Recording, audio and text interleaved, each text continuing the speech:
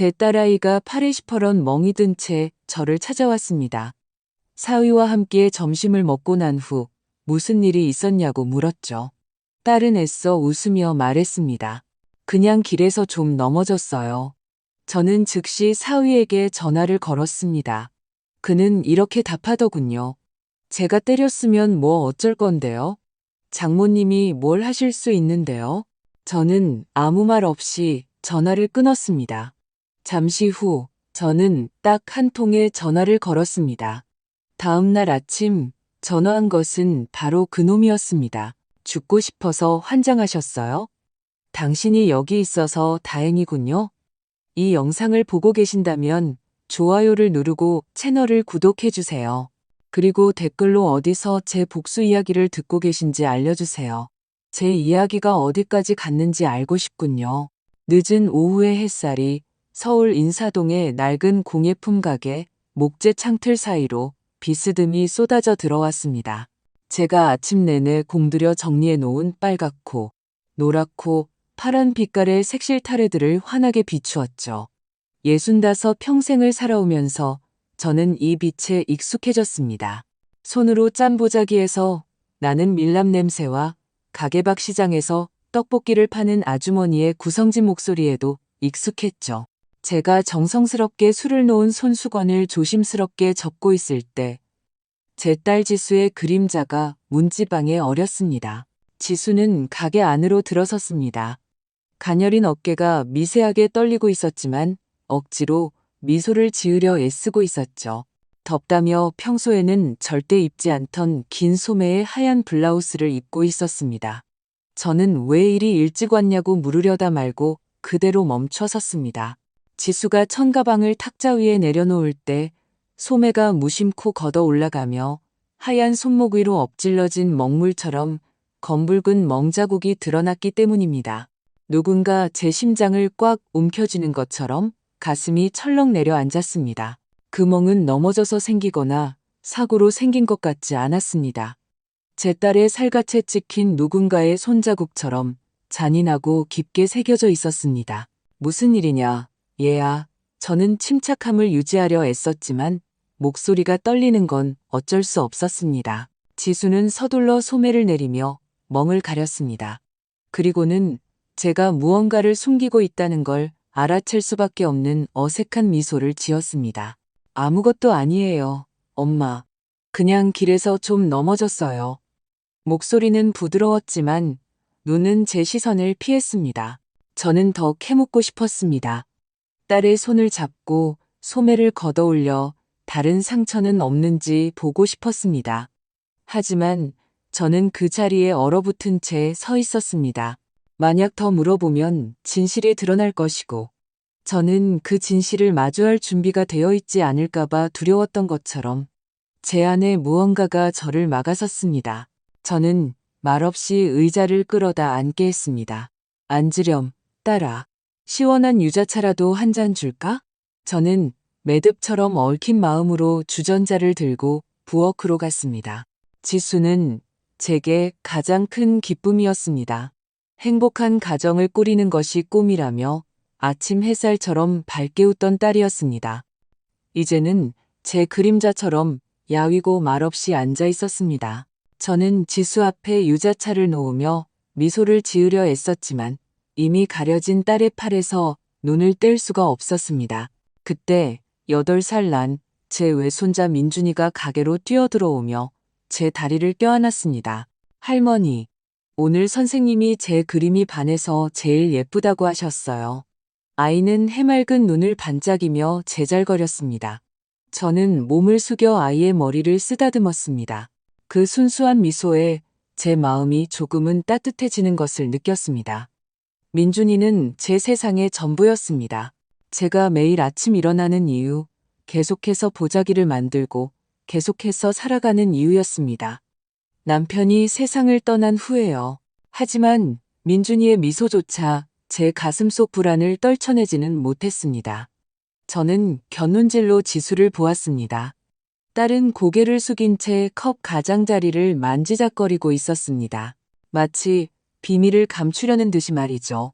지수가 찐빵이라도 좀 찾아보겠다며 부엌으로 갔을 때 저는 민준이를 불러 가까이 오게 했습니다. 그리고 목소리를 낮춰 부드럽게 물었습니다. 아빠가 화내셨니? 우리 강아지? 질문이 입 밖으로 나오자마자 저는 후회했습니다. 민준이의 맑은 눈이 순간 굳어지더니 이내 낡은 운동화 코를 내려다보며 고개를 숙였습니다. 아이는 아무 말도 하지 않았습니다. 그저 가게 구석에 낡은 장난감 몇 개를 놓아둔 곳으로 조용히 달려갈 뿐이었습니다. 제 심장이 다시 한번 조여왔습니다. 8살짜리 아이는 거짓말을 할 줄 모릅니다. 아이의 침묵은 그 어떤 말보다 더 무서웠습니다. 저는 그 자리에 서서 떨지 않으려 했으며 테이블 가장자리를 굳게 잡았습니다. 지수와 아들은 가게에 잠시 더 머물다가 저녁 준비를 해야 한다며 강남에 있는 집으로 돌아가야 한다고 했습니다. 저는 모퉁이까지 그들을 배웅하며 민준이가 엄마 손을 잡고 돌길 위를 깡충깡충 뛰어가는 모습을 지켜보았습니다. 지수는 돌아서서 저를 안아주었지만 그것은 마치 거리를 두려는 듯 차가운 포옹이었습니다. 모퉁이 너머로 그들의 모습이 사라지자 저는 가게로 돌아와 문을 닫고 어둠이 내리기 시작하는 가게에 홀로 앉았습니다. 형형색색의 색실 타래들이 이제는 제 마음처럼 흐릿하게 보였습니다. 믿고 싶지 않았지만 저는 너무나도 잘 알고 있었습니다. 지수의 팔에 있는 멍은 넘어져서 생긴 것이 아니었고 민준이의 침묵은 제가 듣고 싶지 않았던 확증이었습니다. 그날 밤 저는 제 허름한 집 작은 식탁 앞에 앉았습니다. 누런 불빛이 벗겨진 벽을 비추고 있었죠. 저는 전화기를 들었고 제 손가락은 화면 위에서 망설였습니다. 마침내 저는 심호흡을 하고 최서방의 번호를 눌렀습니다. 한때 제 딸을 행복하게 해줄 것이라 믿었던 사위였죠. 전화벨이 3번 울린 후 그의 세련되면서도 거만한 목소리가 울려 퍼졌습니다. 장모님, 무슨 일이십니까? 저는 돌려 말하지 않고 바로 본론으로 들어갔습니다. 자네, 지수한테 무슨 짓을 한 겐가? 제 목소리는 생각보다 단단하게 나갔지만 속으로는 심장이 세차게 뛰고 있었습니다. 수화기 너머로 잠시 침묵이 흘렀고 이내 칼날처럼 차가운 비웃음이 들려왔습니다. 그래서요? 제가 때렸으면 뭐 어쩔 건데요? 장모님이 뭘 하실 수 있는데요? 그는 한마디 한마디가 뺨을 때리는 것처럼 말했습니다. 소리를 지르고 싶었지만 저는 그저 분노로 떨리는 손으로 전화를 끊어버렸습니다. 제 목소리가 갈라지는 것을 그가 듣게 하고 싶지 않았습니다. 제가 얼마나 무력하게 느끼는지 그가 알게 하고 싶지 않았습니다. 저는 자리에서 일어나 집을 나와 옆집에 사는 오랜 친구이자 이웃인 김 여사 댁으로 갔습니다. 밀가루를 좀 빌려야 한다는 핑계를 댔지만 사실은 저를 짓누르는 고통을 나눌 누군가를 찾고 싶었을 뿐입니다. 저를 보자마자 김 여사는 걱정 가득한 눈빛으로 저를 부엌으로 안내했습니다. 오늘 오후에 지수가 문 밖에서 혼자 울고 있는 걸 봤어요, 박 여사님. 그녀는 저처럼 떨리는 목소리로 속삭였습니다. 들어오라고 불렀는데 그냥 고개만 젓고 가버리더라고요. 그녀의 말은 제 안에 타오르는 불에 기름을 붓는 것과 같았습니다. 저는 고맙다고 인사하고 그녀가 준 밀가루 봉지를 들고 집으로 돌아왔습니다. 발걸음 하나하나가 돌덩이를 짊어진 것처럼 무거웠습니다. 제 작은 방에서 저는 10년 전 저를 떠난 남편의 영정사진 앞에 촛불을 켰습니다. 흑백 사진 속 그의 모습은 작은 제사상 위에서 여전했습니다. 다정한 그의 눈빛이 마치 저를 바라보는 것 같았습니다. 영호 씨, 당신이 여기 있다면 어떻게 했을까요? 눈물이 조용히 뺨을 타고 흐르는 동안 저는 속삭였습니다. 저는 저를 위해서가 아니라 지수와 민준이 그리고 앞으로 닥칠 일들을 마주할 힘을 달라고 제 자신을 위해 기도했습니다. 촛불의 불꽃이 흔들리며 그의 얼굴을 비추었고 마치 침묵으로 제게 답하는 것 같았습니다. 다음 날 아침, 저는 평소보다 일찍 일어났습니다. 아직 해가 인사동의 돌길을 비추기 전이었지만 저는 이미 거울 앞에 서서 희끗희끗한 머리를 매만지고 어깨에 쇼를 단단히 둘렀습니다. 강해 보이고 싶었습니다. 저를 위해서가 아니라 지수를 위해서였습니다. 지수는 방 한구석에 긴 소매, 블라우스를 입고 서 있었습니다. 눈은 충혈되어 있었지만 미소를 지으려 애쓰고 있었죠. 엄마, 괜히 일 크게 만들지 마세요. 그녀는 마치 저를 멈춰달라고 애원하는 듯한 작은 목소리로 말했습니다. 하지만 저는 고개를 저으며 그녀의 손을 잡았습니다. 같이 가자, 지수야. 이대로 둘 순 없어. 제 안에서는 분노가 아닌 제 딸을 향한 사랑의 불꽃이 서서히 타오르고 있었습니다. 그 어떤 것도 끌 수 없는 사랑이었죠. 우리는 종로경찰서 안으로 들어갔습니다. 탄 커피 냄새와 낡은 천장 선풍기가 삐걱거리는 소리가 뒤섞여 있었습니다. 지수는 고개를 숙인 채 제 뒤를 따랐습니다. 낡은 타일 바닥에 시선을 고정한 채 마치 투명 인간이 되고 싶은 것처럼 보였죠. 저는 곧장 박 형사의 책상으로 갔습니다. 그는 제 남편이 살아있을 때부터 알던 사람이었습니다. 그때는 저희 집에 저녁 식사를 하러 와서 즐겁게 웃고 떠들며 제 김치찌개를 칭찬하기도 했었죠. 하지만 지금 책상에 한쪽 발을 올린 채 우리를 마치 처음 보는 낯선 사람처럼 쳐다보는 그의 모습을 보니 일이 쉽지 않으리라는 것을 알 수 있었습니다. 박 형사님, 저는 목소리를 단단히 유지하려 애쓰며 말했습니다. 제 딸 때문에 왔습니다. 남편이 딸을 때립니다. 고소장을 접수하고 싶습니다. 저는 딸의 손목에 있는 멍부터 어젯밤 최서방이 뻔뻔하게 자신의 행동을 인정한 전화 통화까지 모든 것을 말했습니다. 저는 박 형사의 눈을 똑바로 쳐다보며 한때 제 집에서 밥을 먹었던 그에게서 약간의 정의감과 공감을 기대했습니다.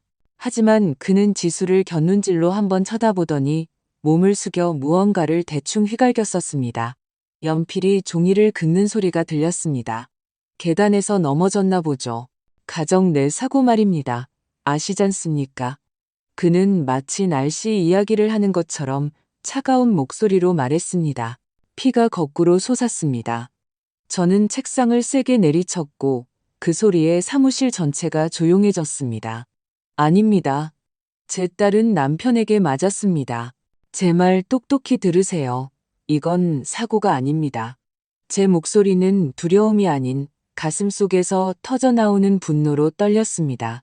박 형사는 고개를 들고 경멸적인 미소를 지었습니다. 한 대 때려서 지워버리고 싶은 미소였죠. 보세요, 박 여사님. 집에 돌아가셔서 따님이 가정을 평화롭게 유지하도록 말씀하시는 게 좋겠습니다. 부부싸움은 칼로 물베기라는 말도 있지 않습니까? 저희는 끼어들지 않습니다. 그의 말은 심장에 밝히는 비수와 같았습니다. 저는 소리를 지르고 싶었습니다.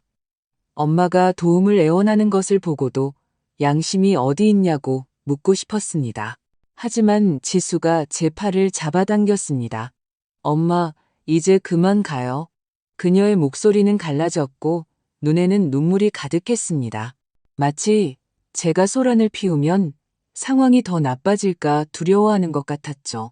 저는 돌처럼 무거워진 마음으로 딸의 손을 꽉 잡고 조용히 경찰서를 빠져나왔습니다. 발걸음 하나하나가 무력감 속으로 더 깊이 빠져드는 것 같았습니다. 돌아오는 길에 저는 끓어오르는 좌절감을 참을 수 없었습니다. 저는 서초동에 있는 유명한 강 변호사의 사무실에 들르기로 결심했습니다. 그가 영리하고 많은 사람들이 중요한 소송에서 이기도록 도왔다는 말을 들은 적이 있었습니다. 경찰이 돕지 못한다면 법이라도 제 딸의 편이 되어주기를 바랐습니다.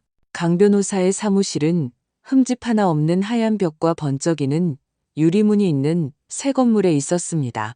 안으로 들어서자 비싼 향수 냄새와 에어컨 소리가 저를 이질적으로 만들었습니다. 공예품이나 파는 늙은 제가 돈과 권력이 지배하는 이곳 한가운데 서 있었습니다.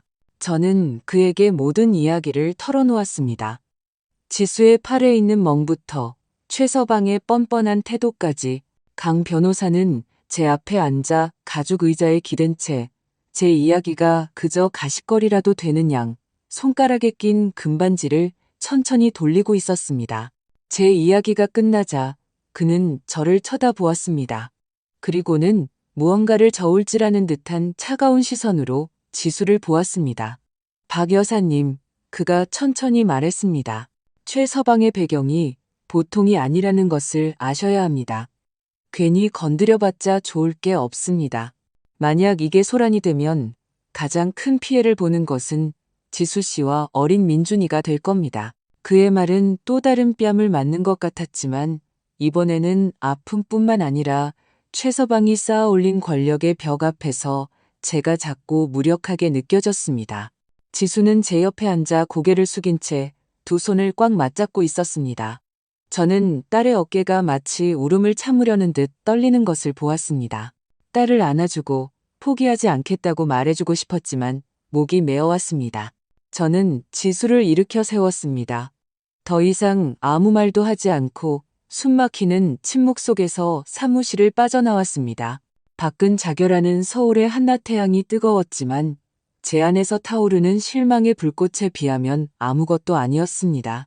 그날 오후 저는 지수와 함께 강남에 있는 딸의 집으로 가기로 결심했습니다. 제 딸이 어디서 사는지, 왜 제게 진실을 숨기려 하는지 제 눈으로 직접 보고 싶었습니다. 지수의 집은 동네 외곽에 있었습니다. 최서방이 자신의 건설회사 돈으로 지은 큰 집이었죠. 하지만 마당으로 들어서자 공기가 너무 무거워서 숨쉬기조차 힘들었습니다. 최서방의 어머니인 최 여사가 감나무 그늘 아래 등나무 의자에 앉아 있었습니다. 손에는 주스잔을 들고 거만한 여왕 같은 표정을 짓고 있었죠. 우리를 보자마자 그녀는 쏘아붙이듯 쳐다보며 날카로운 목소리로 말했습니다. 내 딸녀는 우리 집안에 빌부터 사는 것 말고는 쓸모가 없어. 남편과 아들 밥 한 끼 제대로 챙기지도 못하고. 그녀의 말은 제 심장에 밝힌 칼과 같았습니다. 저는 대꾸하고 싶었습니다. 이 가정을 파괴하고 있는 것은 그녀의 아들이라고 말해주고 싶었습니다. 하지만 지수가 눈물 어린 눈으로 애원하며 제 팔을 세게 쥐었습니다. 엄마, 제발요. 아니에요. 지수는 등 뒤에 숨어 당황한 눈으로 할머니를 쳐다보는 민준이를 꽉 껴안았습니다. 저는 그 눈빛에서 두려움을 보았고 그것이 제 영혼을 아프게 했습니다. 바로 그때 최서방이 집에서 나왔습니다.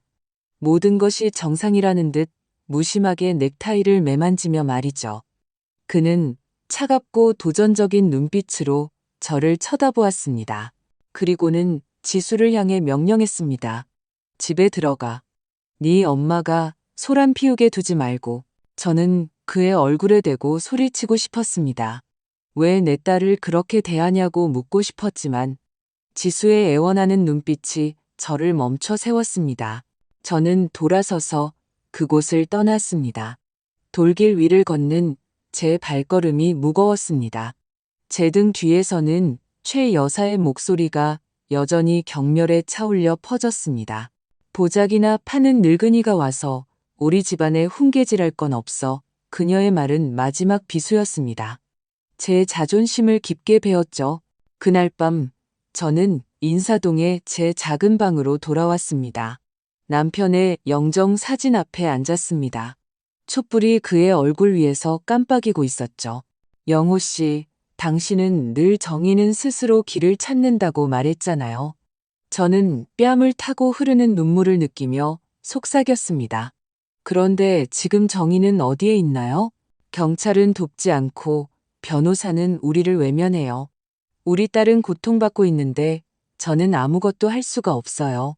저는 주먹을 꽉 쥐었고 손톱이 살을 파고들었습니다. 한 가지는 확실히 알고 있었습니다. 지수에게 필요한 정의는 최서방의 돈과 권력이 모든 것을 가려버리는 이 썩어빠진 시스템에서는 결코 찾을 수 없다는 것을요. 다음 날 아침 서울의 일은 햇살은 여느 때처럼 부드러웠지만 제 마음은 그렇지 않았습니다. 저는 가게 앞에 서서 색실 타래들을 다시 정리하며 어두운 생각에 빠지지 않도록 손을 바쁘게 움직였습니다. 지수가 민준이와 함께 일찍 왔습니다. 민준이는 얼룩진 스케치북을 껴안고 깡충깡충 뛰어오고 있었습니다. 엄마, 애 좀 잠깐 맡길게요. 시장에 가서 살 게 좀 있어서요. 지수는 아무렇지 않은 척 말했지만 눈은 저를 피했습니다. 저는 고개를 끄덕이고 민준이를 안아주며 억지로 미소를 지었습니다. 조심해서 다녀오렴, 딸아. 저는 그녀가 단순히 시장에 가는 것이 아니라는 것을 완벽하게 알고 있었음에도 불구하고 그렇게 말했습니다.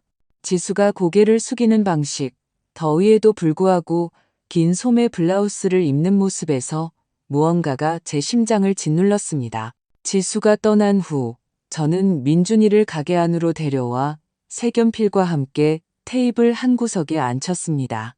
저는 새로 짠 보자기를 입구에 진열하기 시작했습니다. 익숙한 면과 밀랍 냄새가 제 마음을 조금은 진정시켜 주었습니다. 갑자기 민준이가 제게 달려와 팔을 잡아당기며 흥분해서 말했습니다. 할머니, 제가 그린 것 좀 보세요. 아이는 집, 감나무, 그리고 한 여자가 그려진 낙서 같은 그림을 보여주었습니다. 하지만 그때 그림 속 여자의 팔에서 세상이 멈췄습니다. 저는 검은 얼룩들을 보았습니다. 저는 떨리는 목소리로 민준이에게 물었습니다. 누굴 그린 거니? 민준이는 순진하게 웃었습니다. 엄마를 그렸어요. 엄마 몸에는 이렇게 보라색 점들이 잔뜩 있어요. 저는 떨리는 손으로 그림을 받아들었습니다. 민준이를 향해 돌아보며 최대한 부드러운 목소리를 유지하려 애썼습니다. 민준아, 그림 정말 예쁘게 그렸네. 그런데 말이야. 엄마 팔이 아프셔? 아이는 당황한 듯 저를 쳐다보았습니다. 맑았던 눈이 갑자기 어두워졌습니다.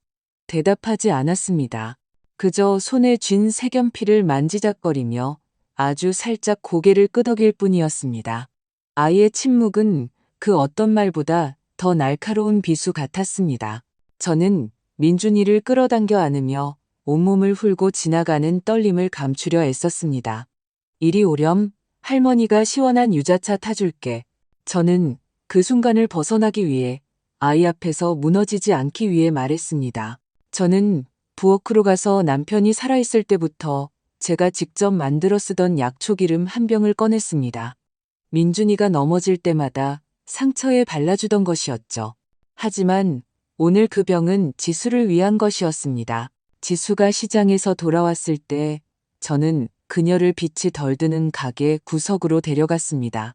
여기 앉으렴, 딸아. 저는 떨리는 목소리로 말했습니다. 지수는 걱정 가득한 눈으로 저를 쳐다보았지만 순순히 따랐습니다. 저는 그녀가 저항하려 했음에도 불구하고 부드럽게 소매를 걷어 올렸습니다. 멍은 여전히 그 자리에 있었습니다. 대낮의 빛 아래에서는 더 선명하게 보였죠.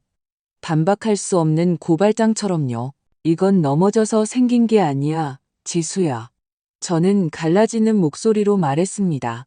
제발 사실대로 말해줘. 지수는 눈물을 글썽이며 재빨리 소매를 내렸습니다. 엄마, 제발 부탁이에요. 일 크게 만들지 마세요. 그녀는 부서질 듯한 목소리로 속삭였습니다. 제가 말하면 그 사람이 민준이를 뺏어갈 거예요. 민준이를 잃을 순 없어요, 엄마. 그녀의 말은 가슴을 치는 충격이었습니다. 소리 지르고 싶었습니다. 당장이라도 최서방의 집에 쳐들어가 그와 맞서고 싶었습니다. 하지만 지수의 애원하는 눈빛이 저를 멈춰 세웠습니다. 그녀는 울음을 터뜨렸습니다. 가녀린 어깨가 억제할 수 없이 떨렸습니다. 마치 오랫동안 억눌러왔던 모든 것이 터져나오는 것 같았죠. 저는 딸을 껴안았습니다. 딸의 눈물이 제 블라우스를 흠뻑 적시도록 내버려 두었습니다. 더 이상 너를 다치게 두지 않을 거야. 저는 속삭였습니다. 비록 저 자신도 뭘 어떻게 해야 할지 몰랐지만요.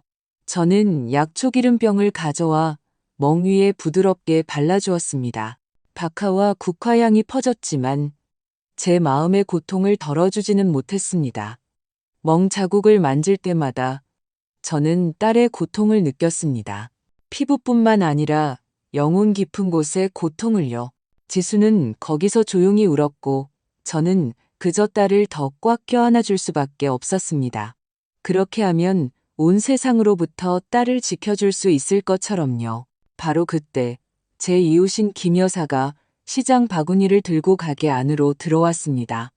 그녀는 지수를 그리고 저를 동정 어린 표정으로 쳐다보았습니다. 또 그 최서방 때문이죠. 그렇죠? 그녀는 누가 들을까 두려운 듯 작은 목소리로 물었습니다. 어젯밤에 두 사람 심하게 다투는 소리를 들었어요. 길 건너편에서도 다 들리더라고요. 지수는 재빨리 고개를 숙였습니다. 눈물을 닦고 일어서며 말했습니다. 저 이제 가봐야겠어요, 엄마. 그녀는 김 여사가 방금 드러낸 진실을 마주하기 두려운 듯 가게에서 거의 뛰쳐나가다시피 했습니다. 저는 모퉁이까지 딸을 배웅하며 가녀린 그녀의 뒷모습이 사라지는 것을 주먹을 꽉 쥔 채 지켜보았습니다. 딸을 멈춰 세우고 그 집으로 돌아가지 말라고 말하고 싶었지만 제 말을 듣지 않을 거라는 걸 알았습니다. 그녀는 민준이를 잃을까봐 두려워했고 그 두려움은 자신의 고통보다 더 컸습니다. 그날 밤 가게를 정리하며 마지막 보자기를 정리하고 있을 때 눈부신 차량 불빛 치각의 안을 비췄습니다. 타이어가 긁히는 소리와 함께 저는 최서방의 익숙한 검은색 SUV를 즉시 알아봤습니다. 그는 내리지 않고 창문만 내린 채 차갑고 도전적인 시선으로 저를 쏘아보았습니다. 그의 눈은 마치 당신은 나한테 아무것도 할 수 없어라고 말하는 것 같았습니다. 그리고는 속도를 내어 사라졌습니다. SUV는 매캐한 연기 냄새와 소리 없는 위협을 남기고 쏜살같이 사라졌습니다. 저는 가게 문 앞에 얼어붙은 채 테이블 가장자리를 꽉 잡고 서 있었습니다. 이전에는 결코 느껴보지 못했던 분노를 느끼며 말이죠. 그는 모든 것이 여전히 자신의 통제하에 있으며 보자기나 파는 늙은이인 저는 그의 권력 앞에서 아무것도 아니라는 것을 상기시켜주고 있었습니다. 경찰서와 변호사 사무실에 다녀온 후 저는 마치 온 세상이 제게 등을 돌린 것 같았습니다. 비웃음을 짓던 박 형사, 번쩍이는 금반지를 낀 강 변호사, 모두가 최서방의 편, 아니 그의 돈과 권력의 편이었습니다. 저는 공예품 가게에 앉아 텅 빈 마음으로 형형색색의 색실 타래들을 바라보았습니다. 법이 지수를 보호해 줄 것이라 기대했지만 이제는 그 공식적인 길이 제 앞에 놓인 무거운 철문처럼 굳게 닫혔다는 것을 알았습니다. 그날 아침 저는 직접 최서방과 맞서기로 결심했습니다. 지수에게는 아무 말도 하지 않았습니다. 더 이상 걱정시키고 싶지 않았죠. 저는 짙은 푸른색 쇼를 두르고 천가방을 든 채 강남으로 가는 첫 버스를 탔습니다. 가는 내내 창밖으로 스쳐 지나가는 풍경을 보았지만 제 마음은 오직 지수 생각뿐이었습니다. 딸의 팔에 있는 멍, 민준이의 겁에 질린 눈빛, 저는 스스로에게 다짐했습니다. 비록 보자기나 파는 늙은이에 불과하지만 최서방이 계속해서 제 딸의 존엄성을 짓밟게 두지는 않겠다고요.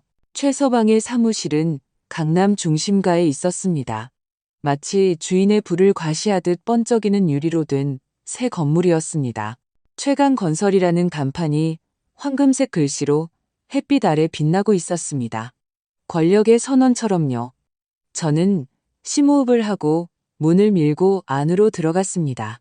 차가운 에어컨, 바람에 몸이 떨렸습니다. 머리를 높게 묶은 젊은 비서가 저를 호기심 어린 눈으로 쳐다보았습니다. 저는 퉁명스럽게 말했습니다. 이지수 엄마입니다. 최강호 씨 좀 만나러 왔습니다. 그녀는 잠시 머뭇거렸지만 제가 쉽게 돌아가지 않을 것을 아는 듯 저를 2층으로 안내했습니다. 사무실 문이 열리고 저는 최서방이 값비싼 가죽 의자에 기대어 광택나는 나무 책상 위에 한쪽 발을 올리고 있는 것을 보았습니다. 그는 전화 통화를 하며 큰 소리로 웃고 있었습니다. 그의 목소리가 사무실 전체에 울려 퍼졌죠. 저를 보자 그는 수화기 넘어 상대에게 기다리라는 손짓을 하고는 얼굴에서 미소를 지우지 않은 채 전화를 끊었습니다. 장모님, 이게 웬일이십니까? 그는 달콤하지만 비꼬는 투로 말했습니다. 무슨 일로 오셨습니까? 땅이라도 사서 건물 지으시려고요? 그는 제 존재가 농담이라도 되는 양 큰 소리로 웃었습니다. 저는 꼿꼿이 서서 그의 눈을 똑바로 쳐다보며 목소리가 떨리지 않도록 애썼습니다. 자네, 지수를 때렸지. 내가 멍자국을 봤어. 언제까지 책임을 부인할 텐가? 제 말은 분명하고 차갑게 나갔지만 속으로는 마치 야수 앞에 선 것 같았습니다. 최서방은 즉시 대답하지 않았습니다. 그는 일어나서 책상 위 데킬라 병에서 태연하게 한 잔을 따르고는 저에게서 눈을 떼지 않은 채 한 모금 마셨습니다. 그래요, 인정하죠. 그래서요? 그는 뻔뻔한 말투로 말했습니다. 장모님이 저한테 뭘 어쩔 건데요? 박 형사도 제 사람이고 강 변호사도 저를 믿습니다. 장모님. 이 동네에서 저를 건드릴 수 있는 사람은 아무도 없습니다. 그의 말은 가슴을 후려치는 충격이었습니다. 저는 분노로 떨지 않으려 애쓰며 손톱이 손바닥을 파고들도록 주먹을 꽉 쥐었습니다. 자네는 내 딸의 가정을 파괴하고 있어. 저는 갈라지는 목소리로 말했습니다. 두려움 때문이 아니라 그 앞에서 제 무력함을 명확히 보았기 때문입니다. 최서방은 의자에 기대 앉아 도발적인 미소를 지으며 한쪽 눈썹을 치켜세웠습니다. 가정이라. 그는 비웃는 듯 그 단어를 길게 느려 말했습니다. 이 가정은 내가 통제합니다. 지수는 집안의 장식품에 불과하고요. 그리고 장모님은 공예품이나 파는 늙은이죠. 저한테 뭘 할 수 있겠습니까? 그 말은 제 자존심에 밝힌 칼과 같았습니다. 소리 지르고 그의 멱살을 잡고 지수는 내 딸이고 그가 함부로 다룰 물건이 아닌 인간이라고 외치고 싶었습니다. 하지만 저는 목이 메어 그 자리에 서 있었고 단 한마디밖에 할 수 없었습니다. 느리지만 단호하게요. 자네는 언젠가 자네가 한 짓에 대한 대가를 치르게 될 거야. 최서방. 그는 방안을 울리는 큰 웃음을 터뜨리고는 마치 코미디를 보는 것처럼 책상을 쳤습니다. 기다리고 있겠습니다. 장모님. 그는 비꼬는 목소리로 말했습니다. 기념품이나 파는 늙은이가 저한테 뭘 할 수 있을지 한번 보죠. 저는 돌아서서 그곳을 떠났습니다. 그의 경멸적인 시선이 제 등에 밟히는 것을 느끼며 말이죠. 그 사무실을 나오는 발걸음 하나하나가 조금씩 더 무거워졌습니다. 마치 지수의 고통과 제 자신의 무력함을 짊어진 것처럼요. 밖으로 나오자 자결하는 강남의 한낮 태양이 제 피부를 태웠지만 제 안에서 타오르는 분노와 실망의 불꽃에 비하면 아무것도 아니었습니다. 저는 길가에 서서 지나가는 사람들을 보았습니다. 물건을 가득 실은 트럭들, 나무 그늘 아래서 물건을 파는 노점상들, 모든 것이 평범하게 흘러가고 있었습니다. 마치 제 딸이 지옥에서 살고 있다는 것을, 방금 그 행복을 파괴한 바로 그 남자에게 굴욕을 당했다는 것을 아무도 모르는 것처럼요. 최서방의 사무실에서 돌아온 후 저는 마치 모든 기운을 빼앗긴 것 같았습니다. 강남에서 인사동으로 돌아오는 버스 안에서의 시간이 그 어느 때보다 길게 느껴졌습니다. 바퀴가 구를 때마다 저는 더 깊은 무력감에 빠져들었습니다. 집문을 열었을 때 작은 방은 이미 어둑해져 있었습니다. 남편 영호 씨의 재단 위 촛불의 희미한 빛만이 남아 있었죠. 지수와 민준이는 다른 방에서 깊이 잠들어 있었습니다. 아이의 고른 숨소리는 제가 여전히 싸워야 할 이유가 있음을 상기시켜 주었습니다. 하지만 그 순간 저는 그저 앉아서 피로가 저를 잠식하게 내버려 두고 싶었습니다. 저는 낡은 나무 의자를 끌어다 영호 씨의 영정 사진 앞에 앉았습니다. 이미 누렇게 변한 흑백 사진 속 그의 다정한 눈을 바라보았습니다. 선자야, 이 세상에서는 가끔 정의를 우리 손으로 직접 찾아야 할 때도 있어. 그의 옛말이 마치 그가 제 옆에 앉아 있는 것처럼 선명하게 머릿속에 울려 퍼졌습니다. 저는 영호 씨의 유품을 보관하던 낡은 나무 서랍을 열었습니다. 낡은 편지들과 빛바랜 가족 사진 사이에서 글씨가 거의 지워진 누런 종이 조각을 발견했습니다. 그것은 영호 씨의 오랜 친구인 윤태식 씨의 전화번호였습니다. 20여 년 전, 영호 씨가 그가 억울한 재판에서 벗어나도록 도와준 적이 있었죠. 윤태식 씨는 경찰이었고 거칠지만 정의로운 사람이었습니다. 지금은 서울에서 자신의 법률 사무소를 운영하고 있었습니다. 저는 떨리는 손가락으로 그 종이를 집어들고 번호를 훑었습니다.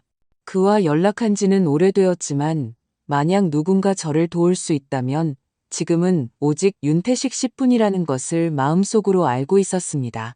전화번호를 누르는 동안 심장이 세차게 뛰었습니다. 벨이 3번 울렸고 각각의 울림이 영원처럼 느껴졌습니다. 이윽고 깊고 거친 목소리가 답했습니다. 누구십니까? 저는 심호흡을 하며 목소리가 갈라지지 않도록 애썼습니다. 저예요, 박선자입니다. 저는 간결하지만 단호하게 말했습니다. 제 딸이 남편에게 학대당하고 있습니다. 당신의 도움이 필요해요. 긴 침묵이 흘렀습니다. 마치 윤태식 씨가 무언가를 저울질하는 듯 했습니다. 마침내 그가 진지하고 중후한 톤으로 말했습니다. 쉬운 일이 아니라는 건 아시겠죠? 하지만 전화를 거실 용기가 있으셨으니 들어보겠습니다. 내일 아침 8시에 인사동 시장 근처 카페에서 뵙죠. 저는 여전히 떨리는 손으로 전화를 끊었지만 마음속에 무거운 짐 하나를 덜어낸 듯 했습니다. 며칠 만에 처음으로 한 줄기 희망을 느꼈습니다. 그날 밤 저는 잠을 이룰 수 없었습니다. 멀리서 들려오는 개 짖는 소리, 근처 술집에서 시끄럽게 울려 퍼지는 음악 소리, 모든 것이 제 머릿속 혼란스러운 생각들을 휘젓는 것 같았습니다. 저는 자수틀 앞에 앉아 손수건을 완성하려 했지만 바늘에 손가락을 찔려도 아픔을 느끼지 못했습니다.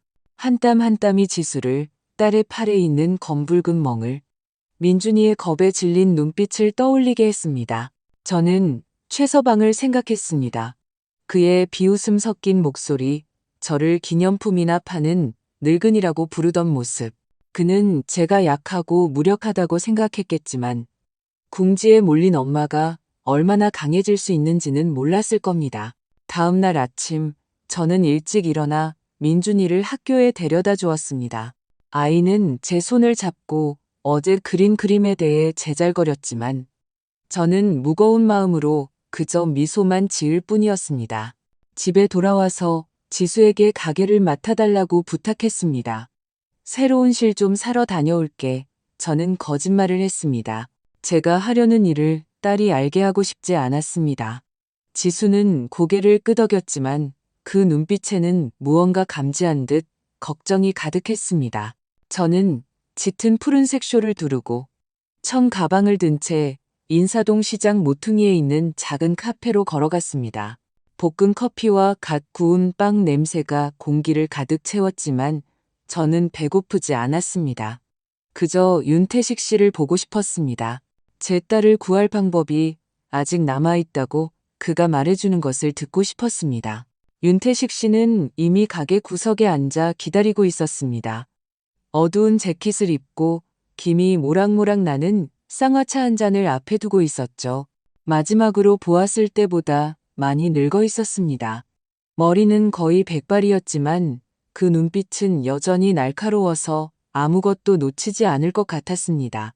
저를 보자 그는 고개를 끄덕이며 앉으라고 손짓했습니다. 모든 것을 말씀해 주십시오. 박 여사님. 그는 진지하지만 따뜻한 목소리로 말했습니다. 하나도 숨기지 마시고요. 저는 제 마음을 열었습니다. 한마디 한마디가 제 영혼을 찢는 것 같았습니다. 지수의 팔에 있는 멍 자국들, 그것을 긴 소매 아래 숨기려 애쓰던 모습에 대해 이야기했습니다. 민준이의 침묵, 아빠에 대해 물었을 때 겁에 질렸던 눈빛에 대해 이야기했습니다. 최서방에게 전화했을 때의 일, 그의 비웃음, 그의 뻔뻔한 도전, 제가 그에게 아무것도 할 수 없을 거라는 말에 대해서도요. 한때 제 집에서 밥을 먹었지만 이제는 저를 외면하는 박 형사에 대해 이야기했습니다. 그리고 최서방을 건드리면 지수와 민준이가 다칠 것이라고 위협하던 강 변호사에 대해서도요. 마지막으로 최서방의 사무실에서의 대결, 그가 지수를 장식품이라고 부르고 제가 아무 가치도 없는 것처럼 굴욕을 주었던 일까지 모두 털어놓았습니다.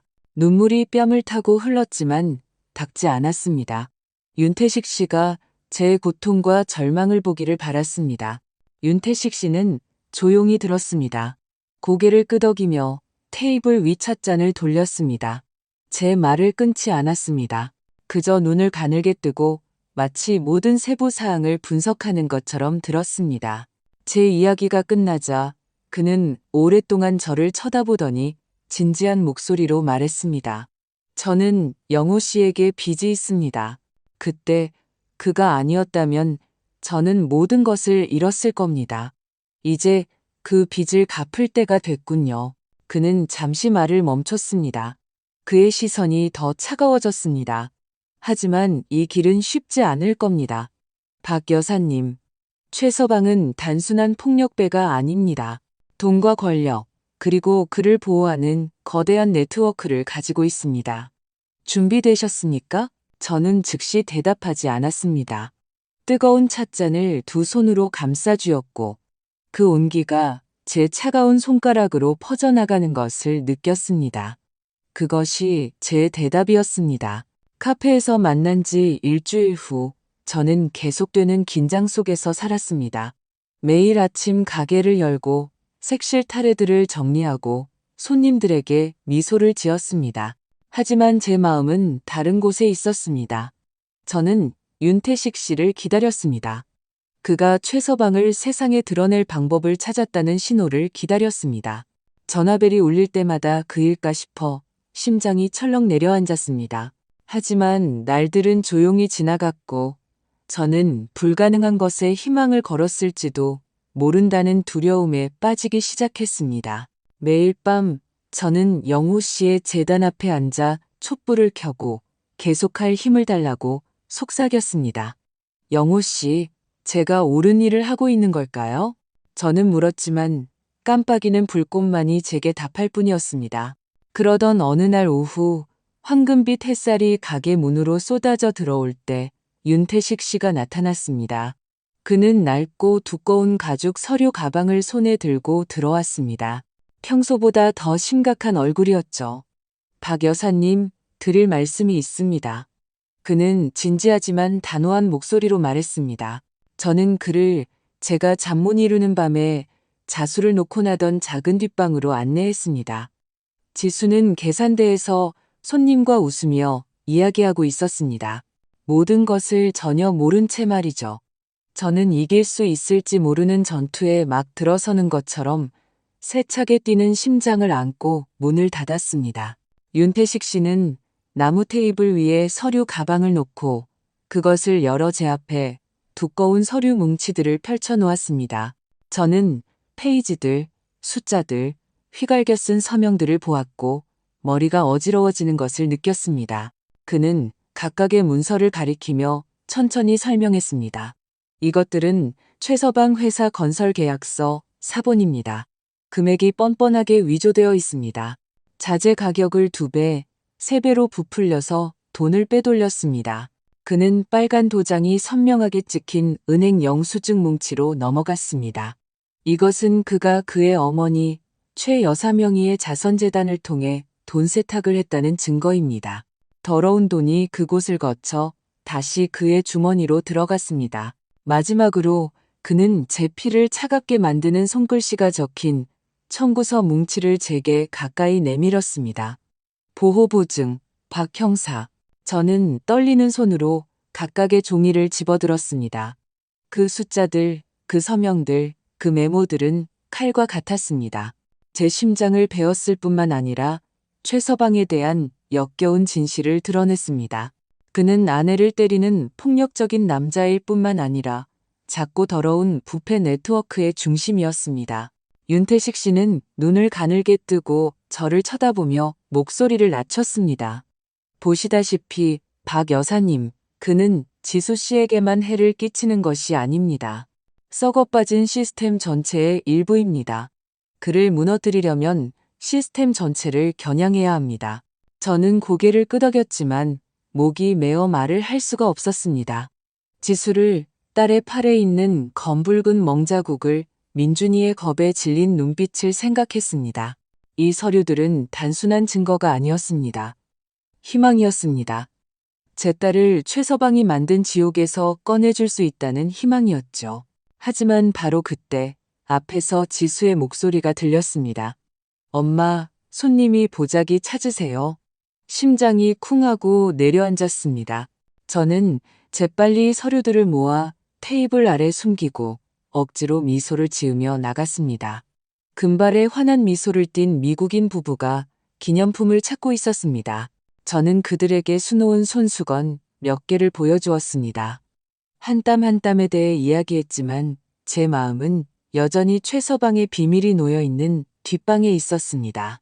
그들이 빛나는 붉은색 보자기를 팔에 끼고 떠났을 때 저는 윤태식 씨에게 돌아갔습니다. 지수가 무언가 봤을까봐 두려워서 심장이 여전히 세차게 뛰고 있었죠. 저는 딸이 알기를 원치 않았습니다. 더 이상 무거운 짐을 지우고 싶지 않았습니다. 윤태식 씨는 자리에 앉아 담배를 꺼내 불을 붙이고 길게 한 모금 빨았습니다. 연기가 공중에 떠다니며 보자기에서 나는 밀랍 냄새와 섞였습니다. 익명의 제보를 준비할 겁니다. 그가 천천히 말했습니다. 국토교통부와 국세청에 직접 보낼 겁니다. 하지만 확실히 하기 위해서는 내부 고발자가 필요합니다. 최서방 회사에서 정확히 무슨 일이 일어나는지 아는 사람이요. 저는 즉시 지수의 가장 친한 친구인 서연을 떠올렸습니다. 그녀는 최강건설이 설립될 때부터 회계사로 일하고 있었습니다. 서연은 제 가게에 와서 단팥빵을 먹으며 힘든 시절에 대해 털어놓곤 했습니다. 만약 최서방에게 맞설 용기가 있는 사람이 있다면 오직 서연뿐일 것이었습니다. 서연이요. 저는 확신에 찬 목소리로 말했습니다. 지수의 가장 친한 친구예요. 그 회사에 대해 많이 알고 있어요. 윤태식 씨는 고개를 끄덕였습니다. 그의 눈이 빛났습니다. 그녀가 협조하기로 한다면 우리는 또 다른 치명적인 화살을 갖게 되는 겁니다. 그가 단호한 목소리로 말했습니다. 하지만 박 여사님이 그녀를 설득해야 합니다. 쉽지 않을 겁니다. 두려워하거나 거절할 수도 있습니다. 저는 이 길이 순탄치 않을 것을 알면서도 고개를 끄덕였습니다. 다른 선택지가 없었습니다. 그때 민준이가 길에서 뛰어들어오며 색연필로 그린 그림을 들어 올렸습니다. 아이는 환하게 웃고 있었고 그 얼굴은 서울의 햇살처럼 밝았습니다. 할머니, 보세요. 우리 집 그렸어요. 아이는 맑은 목소리로 자랑했습니다. 저는 몸을 숙여 그림을 보았습니다. 작은 집, 감나무 그늘 아래 손을 잡고 있는 엄마와 아이, 아빠는 없어요. 민준이는 당연한 사실을 말하는 사람의 순수함으로 덧붙였습니다. 누군가 제 심장을 쥐어짜는 것처럼 목이 메어왔습니다. 저는 윤태식 씨를 보았고 그가 결연한 눈빛으로 제 어깨에 손을 얹는 것을 보았습니다. 바로 그렇기 때문에 끝까지 가셔야 합니다. 박 여사님. 그가 진지하지만 단호한 목소리로 말했습니다. 지수 씨뿐만 아니라 이 아이를 위해서라도요. 저는 민준이를 껴안으며 작은 몸의 온기를 느꼈습니다.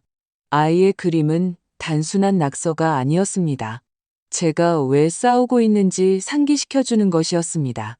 저는 윤태식 씨를 보고 고개를 끄덕였습니다. 그리고 제 안에서 그 어느 때보다 강한 불꽃이 타올랐습니다. 최서방은 모든 것을 통제한다고 생각할지 모르지만 그는 제가 동맹을 찾았다는 것을, 그리고 제 딸과 손자에게 한 짓에 대한 대가를 치를 때까지 멈추지 않을 것이라는 것을 몰랐습니다. 어느 날 오후 윤태식 씨는 저를 강남의 작은 국밥집으로 불렀습니다. 구수한 국물 냄새가 숯불 튀는 소리와 뒤섞여 있었죠. 저는 낡은 나무 테이블 가장자리를 꽉 잡고 떨지 않으려 했으며 그의 맞은편에 앉았습니다. 윤태식 씨는 말을 많이 하지 않았습니다. 그저 누런 서류 봉투 하나를 테이블 위에 놓았을 뿐입니다. 이것들은 제가 이미 보낸 서류들의 사본입니다. 그가 진지하고 확신에 찬 목소리로 말했습니다. 게임은 시작되었습니다. 박 여사님. 저는 심장이 터져 나올 것처럼 뛰는 것을 느끼며 봉투를 보았습니다. 밖의 강남거리는 여전히 분주했습니다. 노점상이 떡볶이를 외치고 있었습니다. 맛있는 떡볶이 사세요. 그의 목소리가 울려 퍼졌지만 제 귀에는 제 심장 소리만 들렸습니다. 밖의 모든 것은 평범하게 흘러가고 있었습니다. 하지만 저는 지하에서 폭풍이 형성되고 있다는 것을, 그리고 그 폭풍을 일으킨 사람이 바로 저라는 것을 알고 있었습니다. 저는 국밥집에서 봉투를 열어볼 용기가 나지 않았습니다. 호기심 어린 시선들이 두려웠습니다. 누군가 저를 보고 최서방에게 알릴까봐 두려웠습니다. 저는 봉투를 천 가방에 넣고 인사동으로 돌아오는 버스 안에서 내내 그것을 꽉 껴안았습니다. 그날 밤 제 작은 방에서 지수와 민준이가 이미 잠들었을 때 저는 깜빡이는 촛불 아래에서 봉투를 열었습니다. 안의 서류들은 증거였습니다. 위조된 계약서들, 돈 세탁 영수증들, 뇌물 메모들, 모든 것이 최서방을 무너뜨릴 준비가 된 총알 같았습니다. 저는 떨리는 손으로 각 줄을 읽으며 기쁨과 두려움이 뒤섞인 감정을 느꼈습니다. 마침내 그와 맞설 무언가를 가졌다는 기쁨, 그리고 이 길이 상상했던 것보다 더 위험할 것이라는 두려움이었습니다. 사흘 후 첫 번째 소문이 돌기 시작했습니다. 제가 가게를 청소하고 있을 때 이웃인 김 여사가 한 손님에게 속삭이는 것을 들었습니다. 최강건설이 아주 큰 횡령 사건에 연루되었다고 하더군. 누군가 인터넷에 청구서 사진을 올렸대. 온 동네가 그 이야기로 떠들썩해. 저는 색실 타래들을 다시 정리하는 척했지만 심장이 세차게 뛰고 있었습니다. 저는 조심스럽게 휴대폰을 열어 익명의 소셜미디어 계정을 검색했습니다. 의심스러운 청구서 이미지들, 최강건설의 사기성 수치들이 선명하게 나타났습니다. 저는 윤태식 씨가 제게 보여주었던 문서들을 즉시 알아봤습니다. 그가 행동에 나섰고 제가 기다리던 폭풍은 이미 일기 시작했습니다. 다음 날 아침 지수가 창백한 얼굴로 휴대폰을 손에 들고 가게로 달려왔습니다.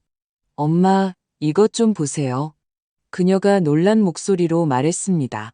최서방이 횡령, 공사비 횡령에 돈 세탁까지 했다고들 해요. 정말이에요, 엄마?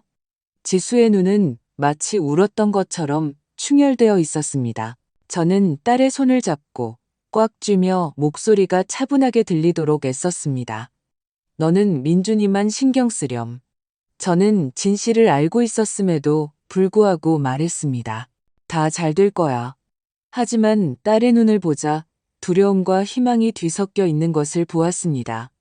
딸은 더 이상 묻지 않고 그저 고개를 끄덕였습니다. 하지만 저는 딸이 일어나고 있는 일로부터 민준이를 보호하기 위해 자신을 억누르고 있다는 것을 알았습니다. 인사동 시장의 분위기가 바뀌기 시작했습니다. 수십 년 동안 알고 지낸 상인들이 수군거리기 시작했습니다. 박 여사네 사위가 아내를 때릴 뿐만 아니라 부패한 놈이라고 하더군. 제가 옆을 지나갈 때 한 채소 장수가 속삭였습니다. 저는 못 들은 척했습니다. 감자를 고르기 위해 몸을 숙였지만 심장이 전쟁북처럼 울렸습니다. 자랑스러워해야 할지 두려워해야 할지 몰랐습니다. 최서방의 비밀이 드러나고 있다는 자랑스러움. 그리고 그가 가만히 있지 않고 복수하려 할 것이고 그 대가를 치를 사람이 지수와 민준이가 될까봐 두려웠습니다. 일주일 후 선반에 먼지를 닦고 있을 때 한 젊은 여자가 가게로 들어왔습니다. 하얀 블라우스를 입고 머리를 높게 묶었으며 손에는 마이크를 들고 있었습니다. 카메라를 든 남자가 그 뒤를 따랐습니다. 박선자 여사님, 젊은 여자가 부드럽지만 날카로운 목소리로 말했습니다. 저는 방송국 이서연 기자입니다. 사위분이 가정폭력을 저지른다는 소문이 있습니다. 확인해 주실 수 있겠습니까? 저는 젊은 여자를 그리고 카메라 렌즈를 똑바로 쳐다보았습니다. 순간 모든 것을 말하고 싶었습니다. 최서방이 제 딸을 때릴 뿐만 아니라 부패한 사람이고 가정을 파괴하는 사람이라고요. 하지만 그때 지수와 애원하는 눈빛, 가게 구석에서 놀고 있는 민준이가 떠올랐습니다. 저는 아무 말도 하지 않았습니다. 그저 카메라를 몇 초간 응시하고 고개를 끄덕인 후 조용히 돌아섰습니다. 제 침묵이 저는 알고 있었습니다. 고백이라는 것을요. 그날 밤 저는 지수와 민준이와 함께 제 작은 방에 앉아 있었습니다. 낡은 텔레비전에서는 지역 뉴스가 나오고 있었습니다. 앵커의 목소리가 울려 퍼졌습니다. 최강건설이 금융사기 및 가정폭력 혐의에 직면해 있습니다. 제 가게의 이미지가 최서방에 대한 혐의에 대한 헤드라인과 함께 화면에 나타났습니다. 지수는 창백해졌고 민준이를 꽉 껴안았습니다. 그녀의 눈에 눈물이 고였습니다. 엄마, 무슨 일이에요? 그녀가 떨리는 목소리로 물었습니다. 저는 한숨을 쉬고 딸의 어깨에 손을 얹었습니다. 이 모든 게 어디로 갈지 모르겠구나. 저는 마음속으로는 아주 잘 알고 있었음에도 불구하고 말했습니다. 하지만 약속할게. 너와 민준이를 지켜줄 거야. 그 말은 지수에게 한 약속일 뿐만 아니라 제 자신에게 한 약속이었습니다. 그날 밤 서울의 하늘은 별 하나 없이 무거웠습니다. 저는 마지막 보자기를 접고 가게 문을 닫으려던 참이었습니다. 그때 눈부신 SUV의 불빛이 어둠을 가르며 제 얼굴을 똑바로 비췄습니다. 엔진이 위협적으로 으르렁거렸고 저는 최서방의 익숙한 검은색 차를 즉시 알아봤습니다. 심장이 세차게 뛰었습니다. 두려움 때문이 아니라 이 순간이 언젠가는 올 것이라는 것을 알고 있었기 때문입니다. 저는 꼿꼿이 서서 떨지 않으려 했으며 나무 테이블 가장자리를 꽉 잡았습니다. 최강건설에 대한 소문과 기사들이 나온 후 그가 가만히 있지 않을 것을 알고 있었습니다. 최서방은 구겨진 셔츠에 헝클어진 머리, 핏발선 눈으로 차에서 내렸습니다. 마치 궁지에 몰린 야수 같았죠. 그는 문을 세게 쳤고 그 소리가 작은 골목에 울려 퍼져 근처에 개 몇 마리가 미친 듯이 짖어댔습니다. 당신이 이 모든 것 뒤에 있는 거지. 그렇지, 늙은이? 그가 분노에 찬 거친 목소리로 소리쳤습니다. 그 모든 더러운 뉴스, 당신이 꾸민 짓이야. 그의 말은 비수 같았지만 저는 동요하지 않았습니다. 이미 그의 사무실에서 한 번 맞섰고 이번에는 제 가게 앞에서였습니다. 제가 약한 모습을 보이게 두지 않을 것이었습니다. 제가 대답하기도 전에 지수가 창백한 얼굴과 공포에 찬 눈으로 집에서 뛰쳐나왔습니다. 최서방, 여기서 소란 피우지 마. 그녀는 떨리는 목소리로 애원했습니다. 민준이가 안에 있어요. 저는 제 딸의 눈에서 두려움을 보았습니다. 그녀가 문틀에 매달리는 모습, 마치 세상이 무너지는 것을 막으려는 듯한 모습.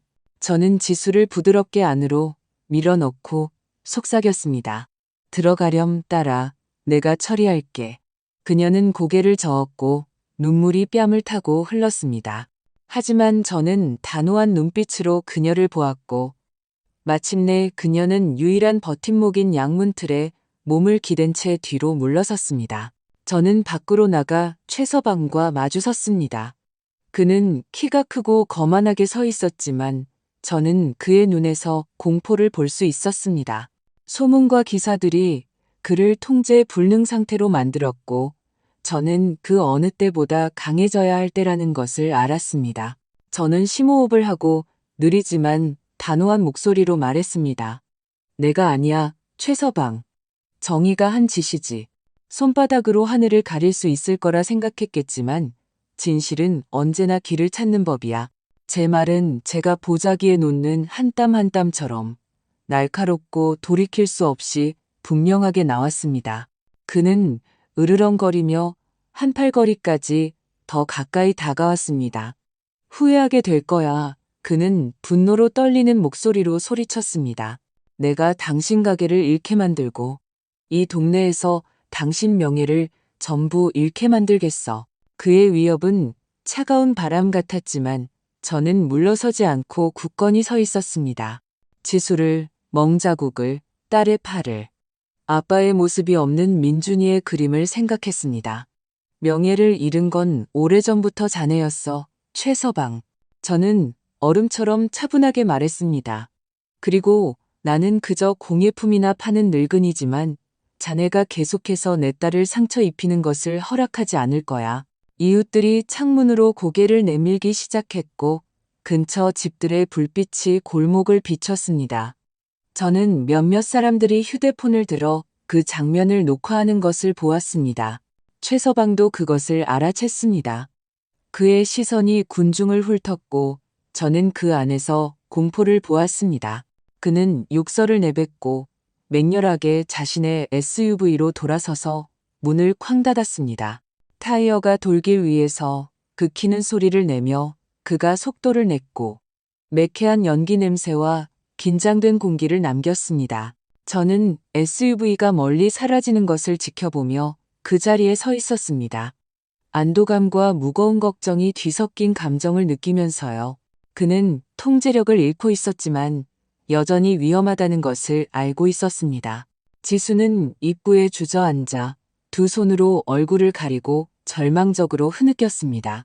그녀의 울음소리가 제 마음을 찢었습니다. 저는 무릎을 꿇고 그녀를 일으켜 세워 꽉 껴안았습니다. 강해져야 해. 저는 저 자신도 눈물을 참고 있었음에도 불구하고 낮은 목소리로 말했습니다. 이건 시작일 뿐이야, 지수야. 나는 그가 이기게 두지 않을 거야. 그녀는 고개를 끄덕였지만 저는 그녀의 몸이 마치 폭풍우 한가운데서 어디로 가야 할지 모르는 것처럼 떨리는 것을 느꼈습니다. 지수가 깊이 잠든 민준이를 안아주기 위해 집으로 들어갔을 때 저는 문 앞에 서서 밤하늘을 보았습니다. 어두운 구름이 달을 가렸지만 저는 멀리 가로등 불빛 아래 서 있는 한 인물을 보았습니다. 윤태식 씨였습니다. 그가 다가왔고 그의 날카로운 눈에는 만족스러운 빛이 감돌았습니다. 잘하셨습니다, 박 여사님. 그가 속삭였습니다. 그가 통제력을 잃고 있습니다. 화를 낼수록 더 많은 실수를 저지를 겁니다. 저는 아무 말 없이 고개를 끄덕였지만 마음속으로는 한 가지를 확실히 알고 있었습니다. 진짜 폭풍은 이제 막 몰아치려 하고 있었고 저는 그것을 마주할 준비가 되어 있었습니다. 최서방이 가게 앞에서 소란을 피운 그날 밤 이후 저는 한숨도 잘 수 없었습니다. 낡은 나무 무늬 틈새로 바람이 휘파람 소리를 냈습니다. 멀리서 들려오는 개 짖는 소리, 그리고 너무 세게 뛰어 가슴 밖으로 튀어나올 것 같은 제 심장 소리. 다음 날 아침 첫 햇살이 비치자마자 윤태식 씨가 문을 두드렸습니다. 그는 작은 USB 드라이브와 두꺼운 서류 뭉치를 손에 들고 들어왔습니다. 심각한 얼굴이었지만 눈에는 결의의 불꽃이 타오르고 있었죠. 저는 그를 안게하고 블랙커피 한 잔을 내어주었지만 손이 너무 떨려서 몇 방울을 테이블 위에 쏟았습니다. 윤태식 씨는 개의치 않았습니다. 그는 USB와 서류를 테이블 위에 놓고 천천히 말했습니다. 이것들이 마지막 증거입니다. 박 여사님, 위조된 계약서들, 최서방 친척들, 명의의 은행 계좌들, 그리고 그가 아무도 발견하지 못할 것이라 생각했던 의심스러운 거래 내역들입니다. 이걸로 그는 더 이상 빠져나갈 구멍이 없습니다. 저는 서류 뭉치를 보았습니다. 숫자들, 서명들, 그리고 휘갈겨 쓴 메모들이 마치 제 심장에 밝히는 비수 같았습니다. 이것은 부패의 증거일 뿐만 아니라 최서방이 어떤 사람인지에 대한 진실이었습니다. 제 딸을 상처 입힐 뿐만 아니라 자신의 탐욕을 채우기 위해 많은 다른 사람들을 망가뜨리는 남자. 이제 어떻게 해야 하죠?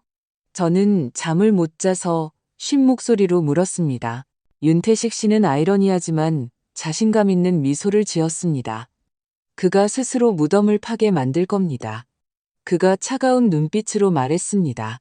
그는 진실을 마주해야 할 겁니다. 당신 앞이 아니라 온 세상 앞에서요. 그날 정오, 제가 가게를 청소하고 있을 때 전화가 울렸습니다. 최서방의 번호가 화면에 떴고 심장이 멎는 것 같았습니다. 저는 심호흡을 하고 받았습니다. 그의 목소리는 이전의 거만함은 온데간데 없이 거칠었습니다. 원하는 게 뭡니까? 한 번에 말하세요. 돈입니까? 사과입니까? 이것만 멈춰준다면 뭐든지 하겠습니다. 저는 그의 목소리에서 절망을 들었지만 마음이 약해지지 않았습니다.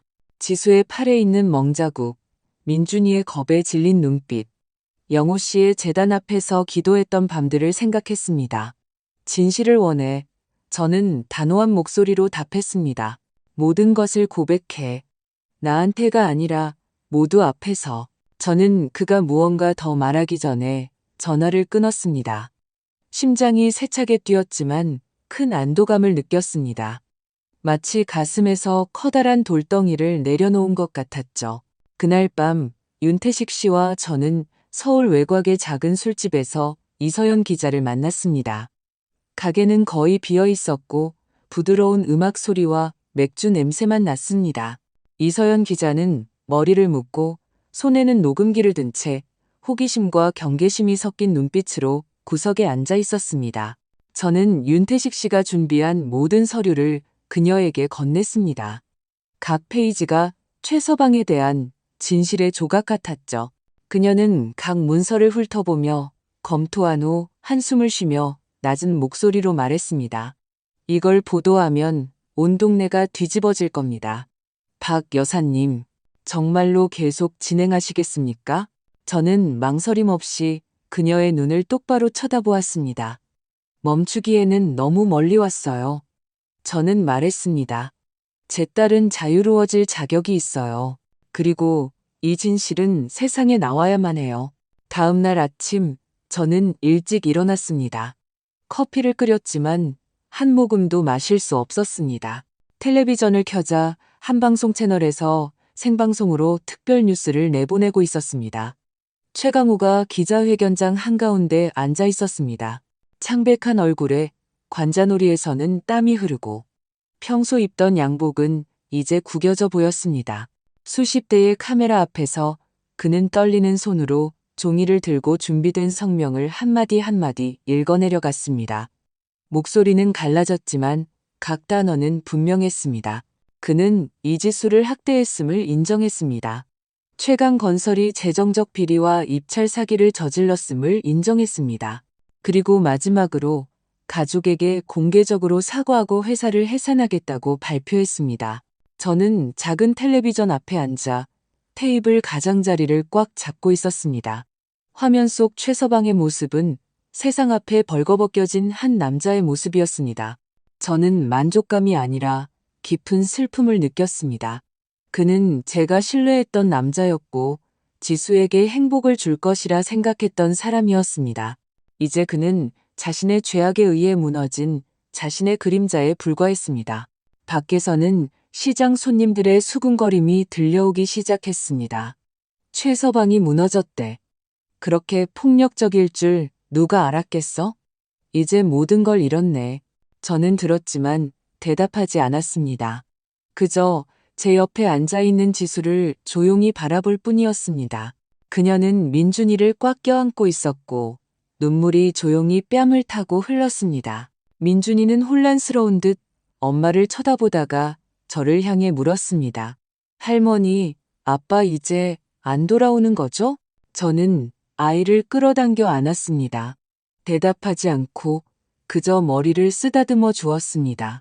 지수가 갈라지는 목소리로 속삭였습니다. 드디어 자유로워졌어요, 엄마. 그녀의 말은 고통스러우면서도 해방감을 주는 칼과 같았습니다. 저는 지수를 껴안으며 가녀린 그녀의 몸이 제 팔 안에서 떨리는 것을 느꼈습니다. 약속할게. 언제나 여기 있을 거야. 저는 쉰 목소리로 말했습니다. 무슨 일이 있어도 너와 민준이를 지켜줄 거야. 최서방이 텔레비전에서 고백을 강요당한 지 몇 주 후, 지수와 제 삶은 비록 바람 앞에 촛불처럼 위태로울지라도 약간의 평화를 찾기 시작했습니다. 법원은 예상보다 빨리 사건을 처리했습니다. 어느 날 아침 지수와 저는 서울의 작은 법정에 있었습니다. 높은 창문으로 빛이 들어와 낡은 타일 바닥을 비추고 있었죠. 엄격한 얼굴의 판사가 지수의 이혼을 선언하고 민준이에 대한 완전한 양육권을 부여했습니다. 그 말을 듣자 지수는 제 손을 꽉 쥐었습니다. 눈물이 뺨을 타고 흘렀습니다. 하지만 이번에는 해방의 눈물이었습니다. 저는 딸을 껴안으며 가녀린 그녀의 몸이 제 팔 안에서 떨리는 것을 느꼈습니다. 엄마, 이런 날이 올 줄은 몰랐어요. 지수가 갈라지는 목소리로 속삭였습니다. 저는 그저 딸을 더 꽉 껴안았습니다. 아무 말도 하지 않았습니다. 제 마음속에서는 기쁨과 지난 몇 달간의 고통이 뒤섞여 있었기 때문입니다. 최서방은 건설업계에서 활동이 금지되었습니다. 한때 그가 자랑스러워했던 제국에 대한 큰 타격이었죠. 그의 모든 자산은 조사를 위해 동결되었고 빚을 갚기 위해 강남에 큰 집을 팔아야 했다는 소식을 들었습니다. 등나무 의자에 거만하게 앉아 제 딸을 비난하던 그의 어머니 최 여사는 조용히 동네를 떠났습니다. 어느 날 오후 김 여사는 그녀가 낡은 여행 가방 하나만 들고 버스 터미널에서 보였다고 말해주었습니다. 초췌한 얼굴에 옛 자존심의 흔적은 찾아볼 수 없었다고 합니다. 저는 만족감을 느끼지 않았습니다. 그저 막연한 슬픔뿐이었죠. 그녀는 제가 지수를 보호해 줄 것이라 믿었던 남자의 어머니였습니다. 하지만 이제 그녀 또한 고통스러운 과거의 일부일 뿐이었습니다. 박 형사와 강 변호사도 이 폭풍을 피하지 못했습니다. 언론은 연방당국이 조사를 시작했다고 보도했고 넋이 나간 얼굴로 호송되는 두 남자의 이미지가 모든 지역 신문에 실렸습니다. 저는 한 손님이 테이블 위에 신문을 잇고 갔을 때 가게에서 그 사진들을 보았습니다. 제가 정의를 애원했을 때 비웃었던 박 형사는 이제 고개를 숙이고 수갑을 차고 있었습니다. 번쩍이는 금반지를 낀 강 변호사는 이제 패배한 남자처럼 보였습니다. 저는 웃지 않았습니다. 아무 말도 하지 않았습니다. 그저 조용히 신문을 접었습니다. 정의는 비록 늦었지만 마침내 윤태식 씨의 조용한 도움으로 길을 찾았습니다. 지수는 서울의 명망 있는 회계법인에 새로운 일자리를 찾았습니다. 합격 통지서를 받은 날, 그녀는 가게로 달려와 빛나는 눈으로 저를 껴안았습니다. 엄마, 저 합격했어요. 그녀는 감격의 찬 목소리로 말했습니다. 마치 꿈으로 가득 찼던 옛지수의 일부가 돌아오는 것 같았죠. 저는 딸을 껴안았습니다. 눈물이 뺨을 타고 흘렀지만 이번에는 행복의 눈물이었습니다. 정말 자랑스럽구나. 저는 목이 메었음에도 불구하고 말했습니다. 지수에게 앞으로의 길이 쉽지 않을 것을 알았지만 그녀에게는 새로운 시작, 그녀와 민준이의 삶을 재건할 기회가 있었습니다. 저는 공예품 가게에서의 조용한 삶으로 돌아왔습니다. 매일 아침 문을 열고 색실 타레들을 정리하고 보자기를 짜고 예전처럼 손님들과 대화를 나눴습니다. 하지만 이제 제 곁에는 민준이가 있었습니다. 아이는 방과 후에 가게로 달려와 낙서 같은 그림들과 환한 미소를 보여주곤 했습니다. 어느 날 오후 저는 민준이에게 작은 천 조각에 첫 바늘땀을 놓는 법을 가르쳐 주었습니다. 아이는 서투르게 바늘을 잡았고 바늘땀은 삐뚤삐뚤했지만 큰 소리로 웃으며 말했습니다. 할머니, 제가 크면 할머니 손수건에 더 많은 색깔을 그려드릴게요. 아이의 순수한 말은 무거웠던 날들을 씻어내는 시원한 바람 같았습니다. 저는 아이의 머리를 쓰다듬으며 미소 지었습니다. 그래, 네가 나보다 더 예쁘게 술을 놓으면 이 가게 전부 너한테 물려줄게. 민준이는 큰 소리로 웃었고 그 순간 저는 마음이 그 어느 때보다 가벼워지는 것을 느꼈습니다. 어느 날 오후 가게 입구에 새로 짠 보자기를 걸고 있을 때 이서연 기자가 지나갔습니다. 하얀 블라우스를 입고 머리를 묶고 처음 보았을 때와 같은 환한 미소를 짓고 있었죠. 그녀는 제게 손을 흔들었고 저는 감사하며 미소로 답했습니다. 그녀의 보도는 윤태식 씨와 제가 제공한 증거와 함께 진실을 세상에 드러냈습니다. 지수가 최서방의 족쇄에서 벗어나도록 도왔습니다. 저는 아무 말도 하지 않았지만 마음속으로는 그녀와 윤태식 씨에게 감사하고 있었습니다. 이 싸움에서 제 곁에 있어준 사람들이었죠. 밤이 되어 저는 영호 씨의 재단 앞 촛불이 여전히 깜빡이는 제 작은 방으로 돌아왔습니다. 향한 자루를 피웠습니다. 향 냄새가 퍼지며 오랫동안 느끼지 못했던 평화를 가져왔습니다. 저는 사진 속 영호 씨의 다정한 눈을 바라보며 속삭였습니다. 정의는 늦을 수 있지만 결국 왔어요, 여보. 그리고 아무도 우리 딸의 존엄성을 짓밟을 권리는 없어요. 저는 눈을 감고 부드러운 밤바람이 커튼을 흔드는 것을 느꼈습니다. 이 전쟁은 끝났고 우리는 이겼습니다. 폭력이 아니라 끈기와 결코 포기하지 않는 사랑으로요. 저는 거기 제 작은 방에 앉아 골목에서 들려오는 귀뚜라미 소리를 들었습니다. 저는 지수를, 그녀의 얼굴에 다시 돌아온 미소를 생각했습니다. 민준이를, 그가 미래에 그릴 색으로 가득 찬 그림들을 생각했습니다. 그리고 제 자신을 생각했습니다. 가족을 지키기 위해 거대한 시스템 전체에 맞서 싸운 공예품이나 파는 늙은이를요. 더 이상 두렵지 않았습니다. 더 이상 의심하지 않았습니다. 이 삶은 비록 힘들었지만 엄마의 사랑이 그 어떤 권력보다 강할 수 있다는 것을 제게 가르쳐 주었습니다. 그리고 그 사랑으로 저는 알고 있었습니다. 우리는 함께 서울의 햇살 아래에서 계속 나아갈 것이라는 것을요. 방금 들으신 이야기는 관련된 사람들의 신원을 보호하기 위해 이름과 장소가 변경되었습니다.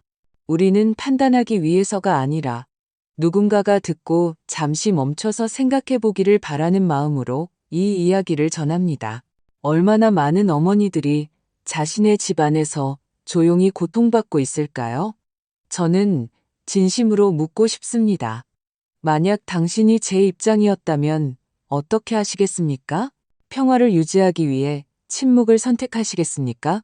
아니면 당신의 목소리를 되찾기 위해 모든 것에 맞설 용기를 내시겠습니까? 당신의 의견을 알고 싶습니다. 왜냐하면 모든 이야기는 다른 누군가의 길을 비춰줄 수 있는 촛불과 같기 때문입니다. 저는 용기가 우리를 더 나은 날들로 이끈다고 확신합니다.